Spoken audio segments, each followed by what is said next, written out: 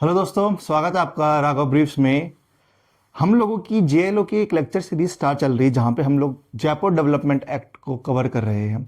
Last class के अंदर मैंने आपके साथ में चैप्टर 9 डिस्कस किया था। उस चैप्टर 9 के अंदर हम लोगों ने एक इम्पॉर्टेंट पार्ट को डिस्कस किया था जो कि था accounts, finance and budget of GDA.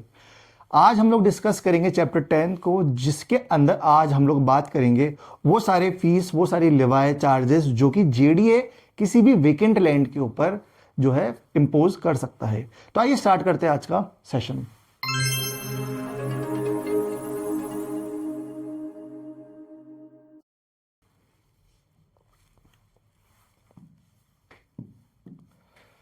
तो चैप्टर 10 बात कर रहा है power to levy certain charges. Section 65 के अंदर हमको ये दे रखा है कि जेडीए किस तरीके से कुछ पर्टिकुलर लैंड के ऊपर अपने फीस या फिर जो चार्जेस है उसको इम्पोज कर सकता है। The authority shall levy at such rate and from such date as the state government may direct by notification in the official gazette and in such manner as may be prescribe by the state government. देखिए, ये जो लेवाई है ये JDA लगाएगा, लेकिन इसको decide कौन करेगा? इसको डिसाइड करेगा स्टेट गवर्नमेंट। कि स्टेट गवर्नमेंट ये डिसाइड करेगी कि अपने ऑफिशियल गजेट के अंदर कि किस रेट के ऊपर लेवाई लगाएंगे या फिर किस डेट पे ये पर्टिकुलर चार्जेस जो है इंपोज करेंगे। और इस ऑफिशियल गजेट को जब नोटिफाई कर देगी स्टेट गवर्नमेंट, उस दिन से जेडी के पास में ये पावर आ जाएगी कि वो कुछ पर्टिकुलर लैंड्स के ऊपर क्या लगा सकता है? चार्जेस लगा सकता है, लेवाई लगा सकता है। तो यहाँ पे आपको ए, बी और सी 3 क्लॉज दे रखे हैं जहां पे 3 तरीके से जेडीए जो है लेवाई को लगा सकता है। तो पहला बात करें प्रीमियम ऑन सेकंड और subsequent sale of vacant land. यहां पे इंपॉर्टेंट है vacant land in Jaipur region. देखिए, जेडीए जो है वो सेकंड और सब्सिक्वेंट सेल के जो कि वेकेंट लैंड की हुई उस पर जो जयपुर रीजन के अंदर है उसके ऊपर प्रीमियम लगाता है। अब ये सेकंड और सब्सिक्वेंट सेल का मतलब क्या हुआ कि कोई एक ऐसी लैंड है जो किसी पर्सन ने जेडीए स्टेट गवर्नमेंट से परचेज करी है। उस लैंड को वो फर्दर जब किसी भी इंडिविजुअल को, उस वेकेंट लैंड को किसी भी इंडिविजुअल को वो अगर सेल करता है, तब वहां पे जो है उस पर्टिकुलर पर्सन को, जो परचेजर है या फिर जो सेलर है, उनको यहाँ पे प्रीमियम देना पड़ेगा। किसको? जेडीए को। और वो जिस पर्सन को उसने सेल किया, वो पर्सन फर्दर अगर किसी को उस वेकेंट लैंड को आगे अगर सेल करता है तो वहां पे सब्सिक्वेंट सेल के हिसाब से जो है प्रीमियम देना पड़ेगा। मतलब सेकंड और सब्सिक्वेंट सेल जो है वो सेम ही है, बस ये बात की गई कि जो सेकंड टाइम उस पर्टिकुलर लैंड की जो सेल की गई है उसको सेकंड कहा गया, और फर्दर उसको अगर हम सेल करते रहेंगे तब उसको सब्सिक्वेंट सेल यहाँ पे कहा गया है। प्रीमियम जो है दोनों में एक ही तरह का प्रीमियम लगेगा।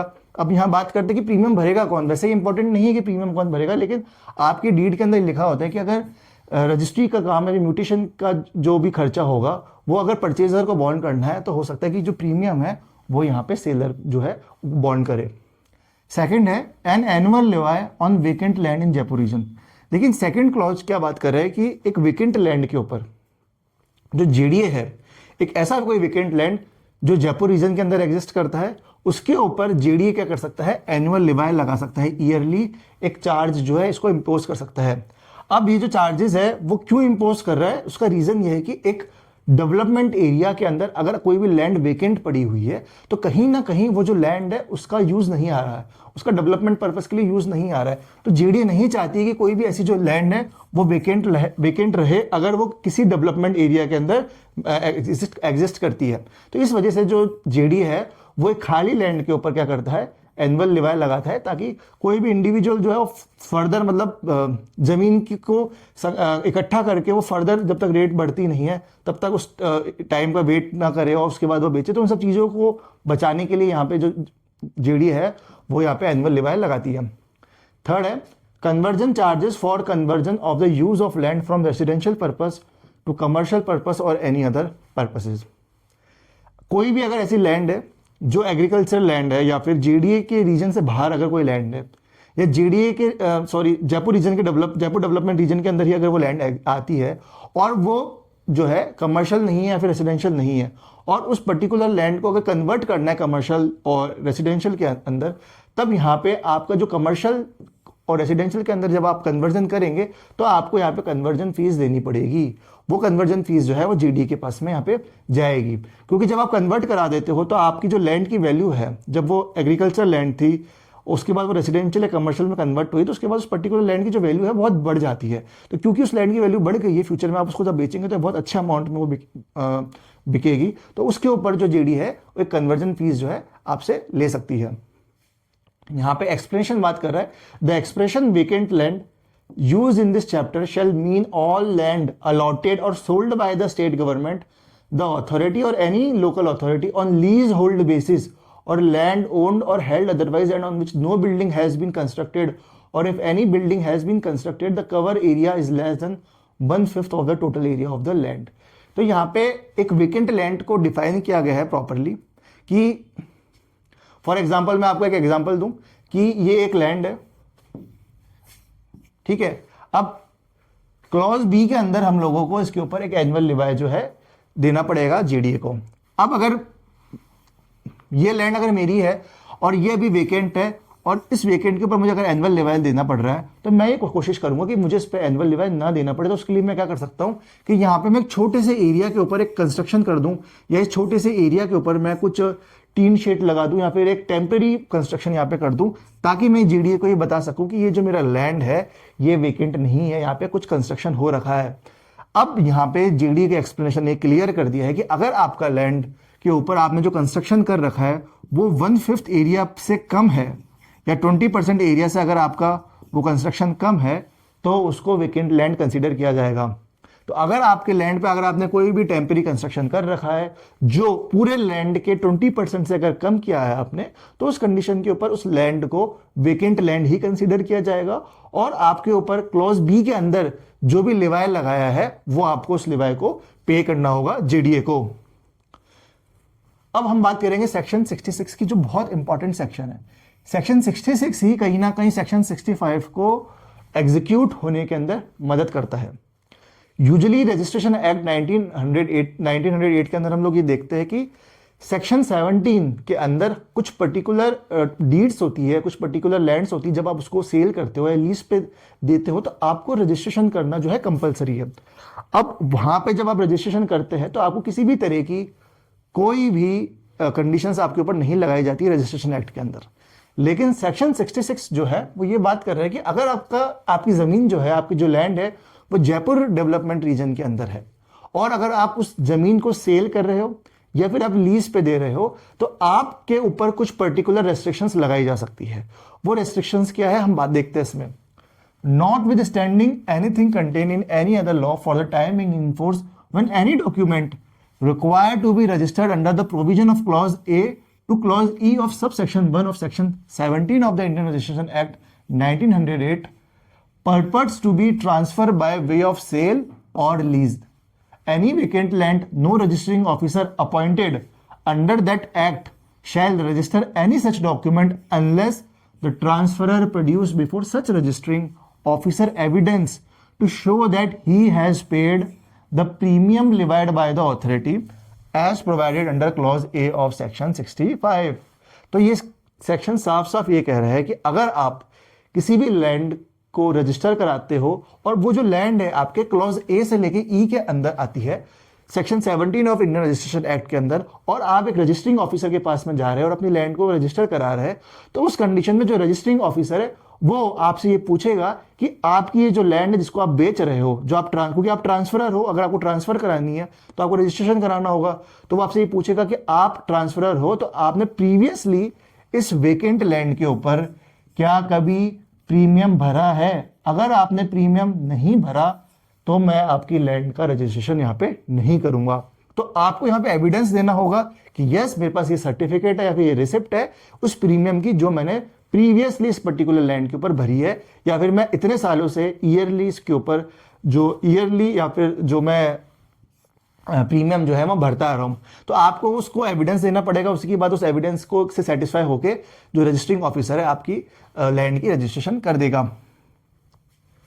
सेक्शन 67 बात कर रहा है urban assessment ground rent to be credited to the fund of the authority, कि जीडीए कोई भी अर्बन असेसमेंट लेता है फिर ग्राउंड रेंट लेता है किसी भी लैंड के ऊपर या किसी भी बिल्डिंग के ऊपर, तो वो जो अर्बन असेसमेंट का जो फी है या फिर ग्राउंड रेंट है, वो जो मनी है पूरा, जो वो किसके पास, वो किस में क्रेडिट होगा, वो फंड ऑफ द अथॉरिटी के अंदर क्रेडिट होगा। थोड़ा सा अच्छा सेक्शन है ये भी, इसमें आपको दो चीजें आपको समझने को मिलेगी। तो अर्बन असेसमेंट क्या होता है और ग्राउंड रेंट क्या होता है।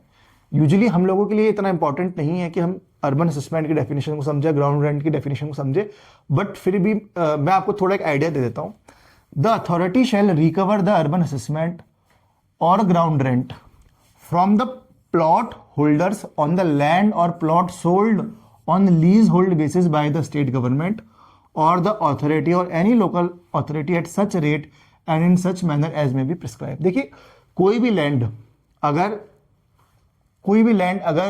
स्टेट गवर्नमेंट द्वारा, जेडीए द्वारा या कोई भी लोकल अथॉरिटी द्वारा किसी भी इंडिविजुअल को दिया गया है लीज पे अगर कोई भी लैंड जो है लीज के ऊपर दिया गया है, और वो जो लैंड की जो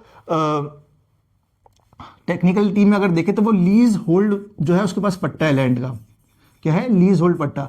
अगर किसी भी लैंड को जेडीए ने, स्टेट गवर्नमेंट ने या फिर किसी भी अदर अथॉरिटी ने किसी भी इंडिविजुअल को लीज पे दिया है, 99 ईयर की लीज पे दिया है, तो उसके ऊपर जो स्टेट गवर्नमेंट और जेडीए क्या कर सकती है, ग्राउंड रेंट लगा सकती है। क्योंकि आपको लीज पे दिया है तो आपके ऊपर वहां पे ग्राउंड रेंट जो है वो लगाया जाएगा। अब मैं बात करूं अर्बन असेसमेंट की। अर्बन असेसमेंट क्या होता है? देखिए, अर्बन असेसमेंट जो है, सपोज एक लैंड है जो कि एग्रीकल्चर लैंड है,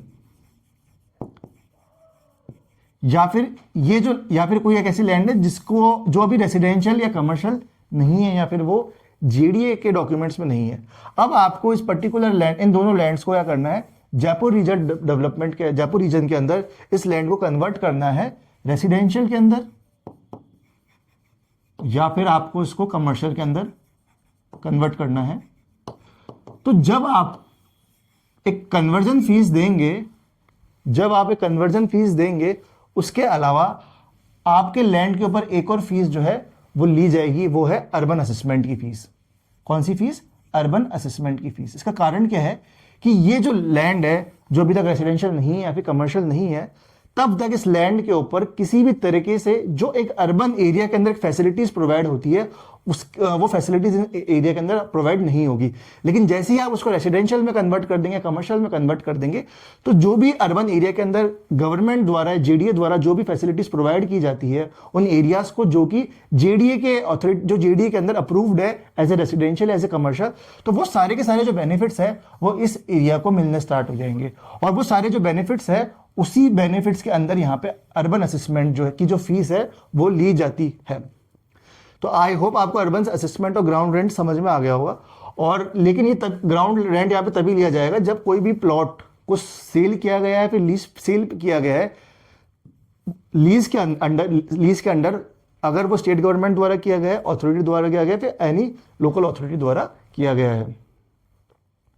the urban assessment or ground rent recovered under sub section 1 shall be deposited in the fund of the authority. जो भी ग्राउंड रेंट या फिर जो अर्बन असेसमेंट जो लिया जाएगा जेडीए द्वारा, उसको फंड ऑफ द अथॉरिटी के अंदर जो है क्रेडिट कर दिया जाएगा, उसको डिपॉजिट कर दिया जाएगा। सेक्शन 68 टॉक्स अबाउट अथॉरिटी में charge fee for certain license और परमिशंस। अब यहाँ पे लाइसेंस और परमिशन की बात की गई है कि जेडीए अगर आपको किसी भी चीज, कोई भी पर्टिकुलर एक्ट करने का या फिर पर्टिकुलर कमर्शियल एक्टिविटी करने का अगर लाइसेंस देता है या फिर किसी भी तरीके से कोई परमिशन देता है, तो उस पर्टिकुलर लाइसेंस और परमिशन पे जेडीए क्या कर सकता है, कुछ पर्टिकुलर फीस को चार्ज कर सकता है जब वो आपको लाइसेंस को ग्रांट करेगा या फिर परमिशन देगा किसी पर्टिकुलर एक्ट के ऊपर। और वो जो फंड है वो सारा जो मनी है वो किसमें डिपॉजिट हो जाएगा, वो फंड ऑफ द अथॉरिटी के अंदर जो है डिपॉजिट हो जाएगा। जो आपने सेक्शन 55 पढ़ा था, जहां पे वो जो फंड है वो उसका एक बैंक अकाउंट ओपन होगा किसी भी शेड्यूल बैंक के अंदर, किसी भी कोऑपरेटिव बैंक के अंदर, या फिर ऐसा कोई बैंक का अकाउंट जो कि स्टेट गवर्नमेंट द्वारा रिकॉग्नाइज किया गया है। तो मेजर हम लोगों ने सेक्शंस आज डिस्कस कर लिए हैं। अब हमारे मेजर 2 इंपॉर्टेंट सेक्शन बचेंगे, एक तो चैप्टर 11 और एक चैप्टर 12। चैप्टर 12 जो है वो मिसलेनियस है। चैप्टर 11 में बात कर रहा है prosecution, suits and power of police. इसको हम लोग नेक्स्ट क्लास में पढ़ेंगे, और हो सकता है कि इसको अब जो भी सेक्शंस हम लोग पढ़े वो मेजरली हम लोग केवल हेडिंग, उनको हेडिंग्स के हिसाब से देखें, उसको सकता है कि हम डिटेल में नहीं जाए, क्योंकि जो भी इंपॉर्टेंट सेक्शंस थे वो अभी तक यहाँ पे कवर हो गए। आई होप आपको राघव ब्रीफ्स की जो भी वीडियोस मैं अपलोड कर रहा हूँ उसको अच्छे से आपको समझ में आ रहा होगा। अगर कोई भी फीडबैक अगर आप देना चाहते हो तो कमेंट में फीडबैक दे सकते हैं। Thank you.